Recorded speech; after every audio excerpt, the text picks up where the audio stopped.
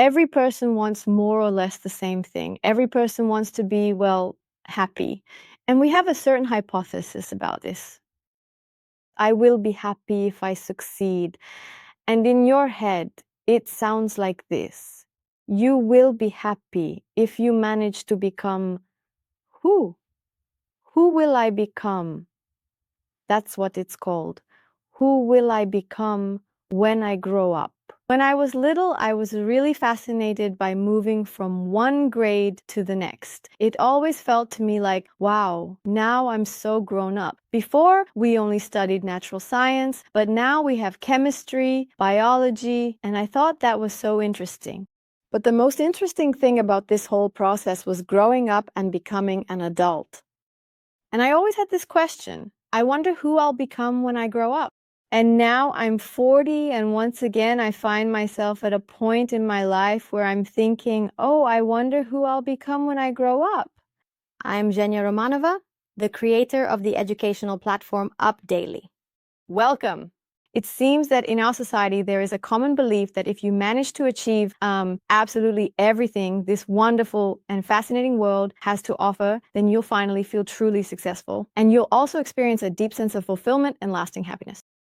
But it's really frustrating when you actually accomplish something big, something that you've worked hard for and spent a lot of time on, but still don't feel successful, even though you thought you would.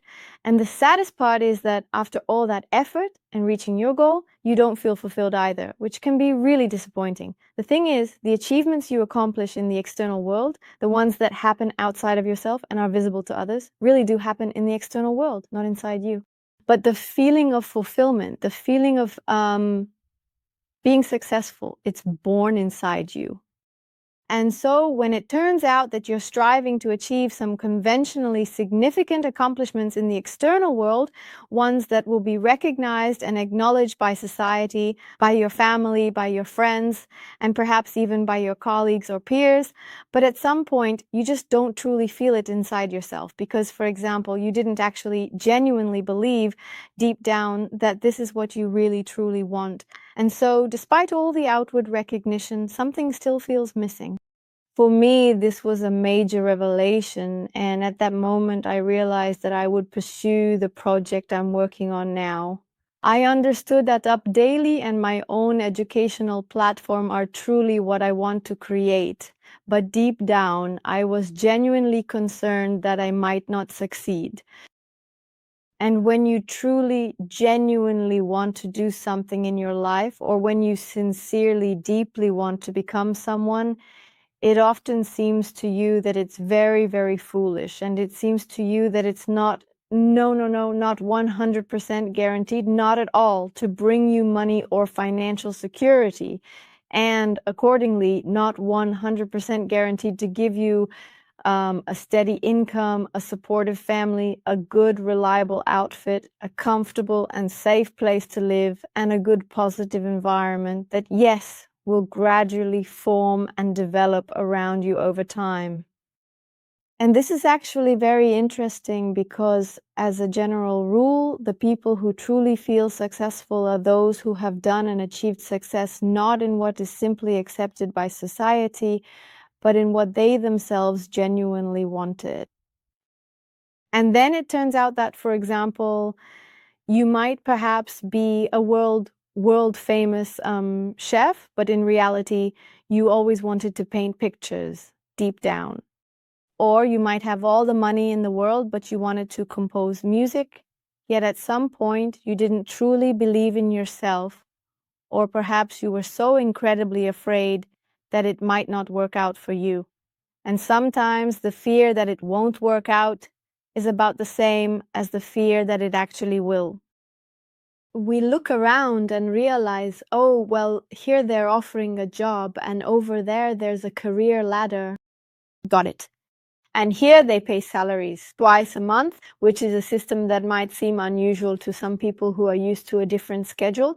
And life just happens to us, often unfolding in unexpected ways that we can't always control. I've seen so many different examples of people who risk everything they have, stepping forward without any guarantees, simply because they truly want to achieve something meaningful. And as a rule, it is only such people those who are willing to take real chances, who ultimately succeed. And the feeling of satisfaction, that deep and profound sense that you are truly successful, is something that is always born inside. It never comes from the outside world. And if I ask you, when did you feel, or when have you truly felt satisfied? When did you genuinely feel that sense of success inside yourself, within your own heart and mind, at any point in your life? Can you remember that moment, and what did it mean to you? What was happening then? All my life I have strived for some kind of ideal world. It seemed to me that it was possible to create perfect order in the apartment. But the most interesting thing is that perfect order exists only in an apartment where no one lives. That is, as soon as you get everything perfectly organized, your husband comes home, your parents arrive, guests come over, they want to have a drink, they want some water, they want to eat. And at that moment, the apartment becomes messy again. From this simple example, I came to the conclusion that a perfect world does not exist. There is no such thing as a perfect life or a perfect picture. Essentially, when we talk about the wheel of balance and imagine that every single area of our life is at a 10, that's a great hypothesis. It's a good theory that supposedly we should strive for this. But overall, the wheel of balance is also in a way about balance. And if in every area of my life I have what I truly want, then overall I am completely satisfied with that. And it brings me joy in my life every day. And so the first question is, what do I want in each area of my life? That's the first thing. And second, I like the wheel of balance as an example. When women get fixated on one particular issue, or men, it doesn't matter. A person gets obsessed with one thing and says, for me to be happy, I need $100 million, or I need a husband and children, or I need a Ferrari to be happy.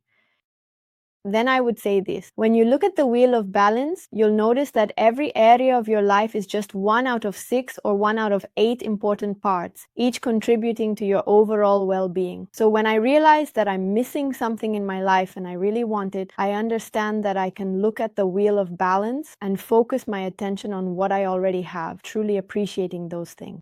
And when I am grateful for what I already have and my focus is on what I already have, I don't think in terms of lack. And only people who think in terms of lack ask questions like, so how do I solve this issue? And what they want. The point isn't the question itself, but that they want to get a quick answer on how to solve this issue. So it's actually very simple. Don't keep your focus on what you lack. Always keep your attention on what you already have, enjoy it, and feel grateful for it. It's really great that I have this, this, and this. How did I manage to do that? How did I manage to build both a company and capital and create good relationships with my loved ones? How did I manage to do that? Turns out I'm capable of a lot. That means I can add even more to this area and this area and this area as well.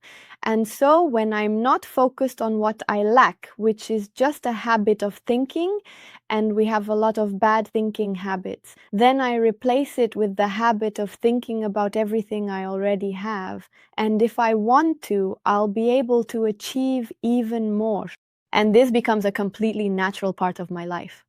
Then I ask myself, what do I want right now, at this very point in time? And once again, a whole new field of possibilities truly opens up before me.